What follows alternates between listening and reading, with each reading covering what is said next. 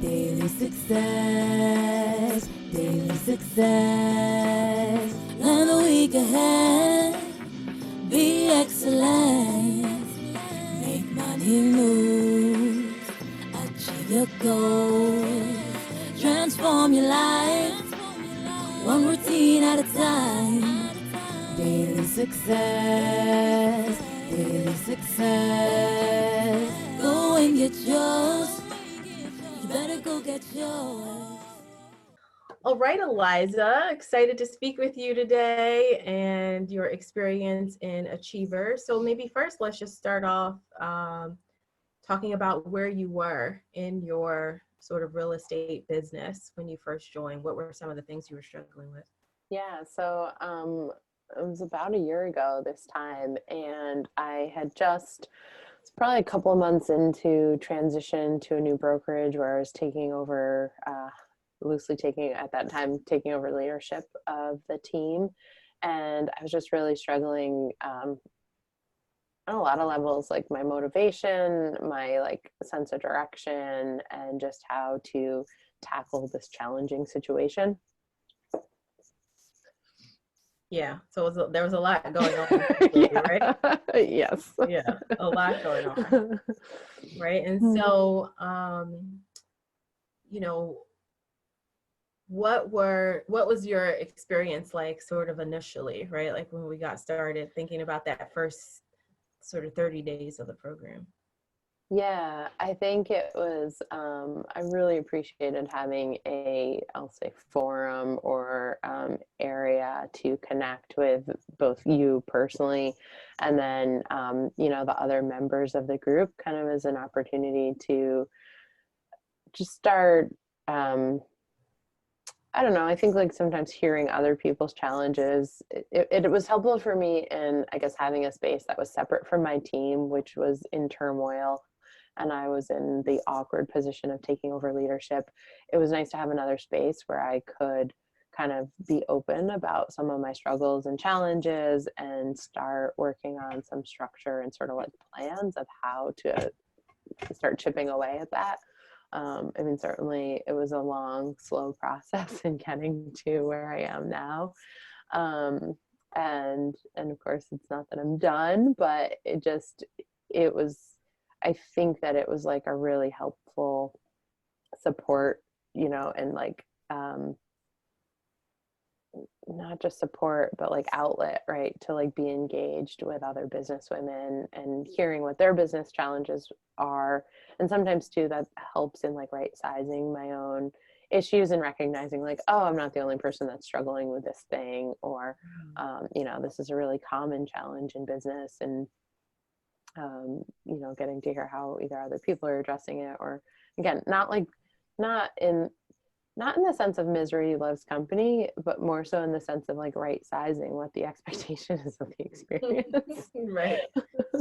Right. Like, oh, other people are like feeling emotionally crappy from time to time too. Totally. And like, yeah. that's just the nature of being a person in business. And it's not that you're doing it wrong. Like, it's just that you have to figure it out. Yeah. Yes. Okay, so let's talk about the, sort of going back to some of the leadership challenges, right, that you talked about. Yeah. Do you remember sort of what are some of the things sort of specifically, right, that you implemented around that? I think one of the big ones that probably wasn't necessarily exactly in the 30 days, but certainly over the course of this year, I feel like one of the things that has come out of it and, and working with you a bunch is the, I'd say, like decision making, right? Coming up, figuring out how to, I'll say, how to facilitate inclusive and effective decision making, right? So when we started, I feel like we were kind of just like thrown into the pool, and it was very much this like collective, like everyone's voice needs to be heard, and trying to like get buy-in from every single person, and really that wasn't an effective way. And I'd say where we are today, and again, still like learning and how to really like make this great. But I think I'm doing a much better job of seeking input, giving people an opportunity for their voice to be heard if that's desired, but not hindering the business and our progress by like waiting for every single person to weigh in, because some of them just are maybe not that focused on it and don't need to, and B, not requiring 100% buy-in, which is sometimes problematic, right? So like giving other, getting clear of like when people do or don't have a veto, I guess, and this is still something very present for me, and like kind of continuing to, I'll say, evolve my leadership style from, finding an effective way that is very inclusive and I think more feminine, not just this like patriarchal, like top down, this is what I say it's going to be, so, get on board or leave, right? Like that's not the kind of team I want to be a part of. And it takes a lot more time and energy to include all the voices, and not everybody wants to spend that time and energy, and or like we all want this to like be effective. So I think just like continuing to practice and hone and kind of like implement the systems of like, how is information shared, like setting the expectation on where the input points are and like where the decision points are, and then communicating that to the group so that people feel a part of it, but not slowed down, that they're not slowed down and that I'm not slowed down by it. Yeah. What have been some of your favorite parts of, the daily success system that you've learned, or principles that you've learned or have been implementing? I think, I don't know if I want to call it favorite, because as it's like I still wrestle with it so much, but really working on my calendar and like, taking ownership for how my time is scheduled, and again, where I'm not like completely graduated on this skill, I feel like I've made a lot of progress in protecting certain time blocks, or being clear that I need time and space for myself, for example. Like I need to be going to bed at a reasonable time, and just kind of like working until I think and I can't stay up or whatever, like really creating some boundaries around that. And I do see and feel how that makes me more effective ultimately. I think it's hard to sometimes hold those boundaries, or feel like how important that personal downtime and recovery can be. But I do see that, I'm just so much more capable of handling things when I'm taking care of myself. Yeah. I mean, I remember, Eliza, you feeling, sort of that initial like super stressed and not having any personal time for yourself, to now you having a lot more boundaries around doing your weekly bike rides and going to yoga and all of that stuff. Yeah. And the impact that has on your energy, your spirit. Totally. You know what I mean? Like, when I see you now compared to those early days, like there's lots more smiles on your face, like yeah, there's a lot of less stress that you're sort of, wearing and carrying. And you have that like to go back to. Yeah. And I think the other thing in that same vein is that when I make that choice to maybe close my computer and go to a yoga class, I view it as important, and I don't have that same maybe like guilt, like I'm shirking my responsibilities by closing my computer and taking this time. It's like I view it as a necessary, as important time in my work, really, right? Because it's like that makes me better able to function and handle the stress. It's funny just hearing you say that. It would probably be pretty interesting for me to go back and watch some of those early calls, right? Because it's really easy to forget.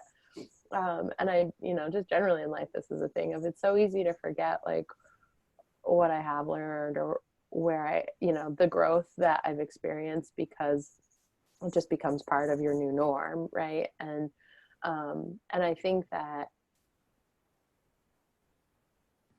I do think that I'm handling, I mean, in some ways, like some of the initial stressors, like as a time of transition, right? Like there's a lot of other different things on my plate than are on my plate right now. But at the same time, if I'm honest with myself, I think I'm capable of handling more things, you know, whether you say it's handling more stress or like handling more things without getting as stressed by them than I was a year ago. You know, I can put things into perspective and like figure out how to prioritize a little bit better than I think at that moment. It just, everything felt so much, right? Like there were just so many things on the plate, so many things happening in such a little space for self-care and recovery that I was just really not able to handle it as well as I think I can now. Right. I'm getting And I more think cold, so I don't feel as high energy in this exact moment as my general. but I think the other thing too, similar to that, what I've seen in you is the shift from always making it mean something bigger. Yeah.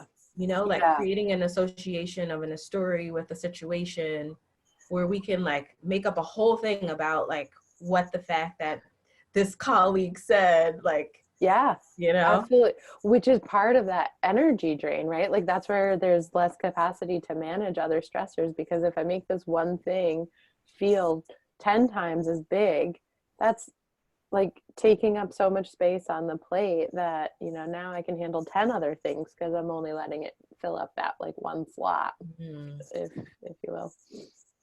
Yeah. So I'm curious about what your insights have been from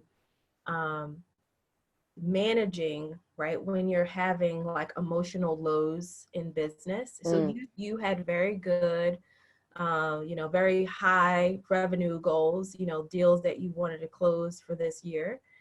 And just like all entrepreneurs, we hit those emotional lows in business. So I'm curious about what your insight has been in having those lows and still what you've done in terms of your revenue goals. Yeah. I think, well, I mean, I know it's harder, right, when you're working through those emotional lows, and it's harder to kind of like keep showing up and sometimes keeping faith that it's making an impact. I feel like it has been a really great experience of this past calendar year, to your point, to like see how, in a way, that effort's not wasted, right? Even if I'm showing up and I'm not feeling as jazzed about it, or I'm like a little bit like beat down, continuing to show up. And I think that's like one of the things that you would talk about on the Achiever calls a lot, that really honestly kept me in it longer. I mean, I feel like after the initial couple of months, like there was a part of me that wanted to quit then, right? And I just felt like I was failing at it. I didn't feel like I was like, you know, my calendar blocks were not working. Yeah, like I wasn't this like completely robot person that just did these calendar blocks, right? And, you know, and you would often just say like, you only fail if you give up, right? Like it's sort of the like continuing to show up. And really that was, I talked to a lot of people in my life about saying like, I think I'm in the fire right now. And I was just really feeling the challenge of the like, you know, whether the numbers weren't hitting or my like is continuing not to like follow my blocks, like just kind of, I think it was really important to sit in that challenge and feel the pain of it, you know. And I think, you know, on the one hand, it builds strength to like continue to work through the pain, kind of like we think of with muscles and exercise. You challenge them and they get stronger. So there's like a little bit of an element of that. But I think there's also the element of like continuing to look at the thing that's not working and like acknowledging like this is not working, this really sucks, and like at some point, you know, starting to make some shift. And I think actually honestly I think that's part of like with my self-care, where it was sort of like, okay, well I am so like miserable in some ways, so like screw it, maybe going to yoga, like great, it doesn't feel like I'm getting everything done anyway, like let's just show up to a yoga class and like start putting some time for myself, and then like getting to see how that affects things. So I think I kind of like got a little bit couple thoughts in there, but I'd say just overall, like, yeah, continuing to show up even when I'm feeling in the lows. And I think actually that's one of the things that this management opportunity created for me, you know, when I was just on my own as an agent on the team. In those lows, it was a lot easier for me just to sort of, I'll say, like, succumb to it and maybe just like work from home a whole lot more and not really see people. And then I could kind of show back up when I was feeling better. But I feel like having this more visible management position, like, I didn't have that option as much. So I had to kind of keep showing up through it. The analogy I've sometimes used is like marriage. Right? It's like, it sucks. And I still really have to, like, I committed to you. So, like, still have to show up. I'm not married. So it's funny that, but like my envision of what the difference, right? Where it's like, Right. oh, I'm a little more committed to you. So I still have to stay when it sucks and it'll get better again, or, you know, we'll make it better again. But right now it's not the way I want it. Right. And I think this is the thing, like, that's the big insight. I think so many people have this like false perspective of like, every day is going to be beautiful and flowers and roses. And as I'm building this business, it's going to feel so exciting and invigorating and I'm charged and like everything's great.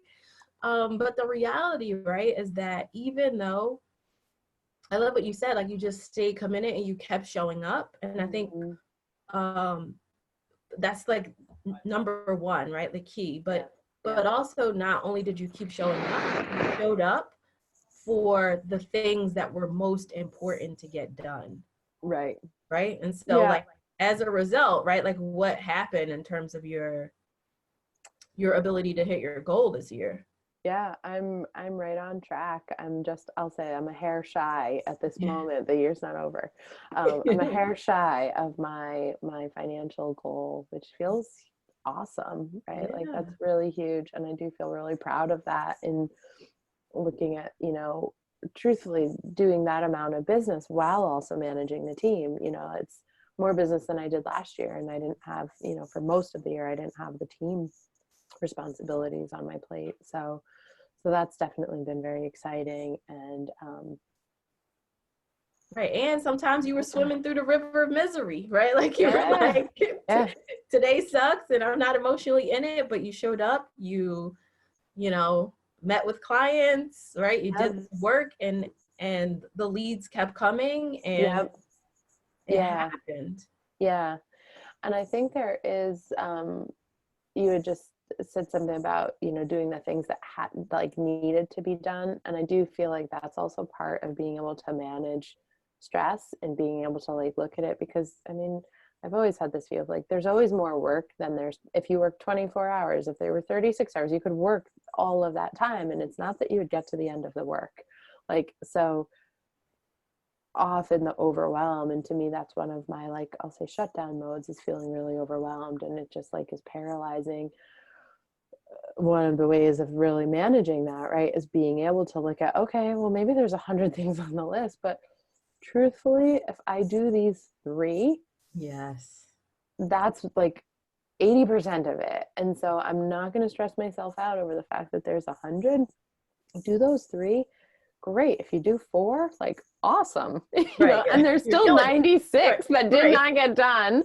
But rather than looking at like, I'm a 96% failure, right? Like, you do the 3 and the 4 that produce the results are critical. And I'll say, you know, I also feel like I felt the difference of where, like, sometimes maybe there's 3 on a given day, and if you always ignore 4 and 5 because they're not urgent exactly today, at some point that does catch up to you. But you know, you can kind of manage through those like energetic times of like, if you're really feeling low and struggling, like, today is not the day to take on the like slightly longer term priority thing. You know, just get the critical ones done. Yes, absolutely. All right, so before we wrap, I just wanted to also ask about your experience with the community. So how has the mastermind meetings, the peer mastermind meetings been? And then also, what was your sort of big takeaways or experience from the retreat? Yeah, so I might go backwards. I just say, like, I think the retreat was so helpful for me in that it was so lovely to spend some time in person with these women that I'd kind of gotten to know through our, video calls and achiever calls. But there's something special about getting in the room and spending kind of like some concentrated time together, right? It's a couple of days. So that was really impactful. And I feel like furthered my relationship with the people in the group. And then I think the calls were also, I mean, that's how I initially got to know people and kind of meet each other and stuff. So they were also really helpful in building that community. And I think I probably, honestly, I'm sure I could have leveraged it more as far as like throughout the week, reaching out to folks or kind of checking in or using a little bit more accountability. I know some people in the group that had like similar things, like Grace is so great about like raving about how Crystal, shared some of the programs she uses and really just like helped Grace like set up some systems that were so phenomenal for taking her business higher.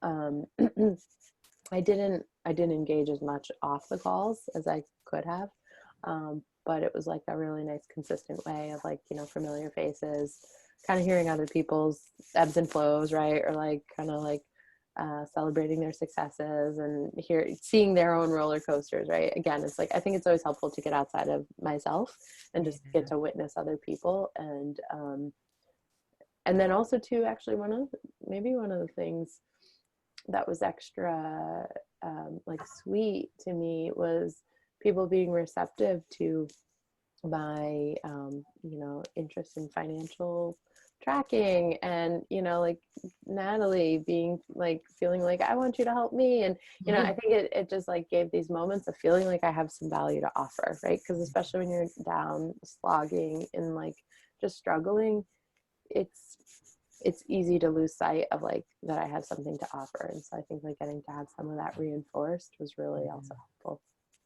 Nice. All right. Are there any other final things that you like to add or share?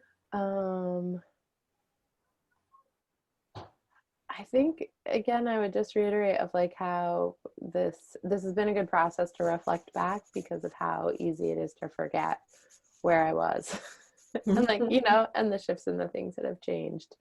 And, definitely appreciate your energy and skills and just the opportunity to get to learn from you. So thank you. Oh, it's my pleasure. It's been awesome to work with you. Yeah, thank you. Not always easy.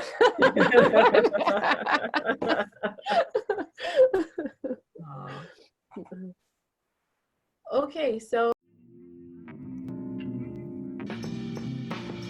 Daily success,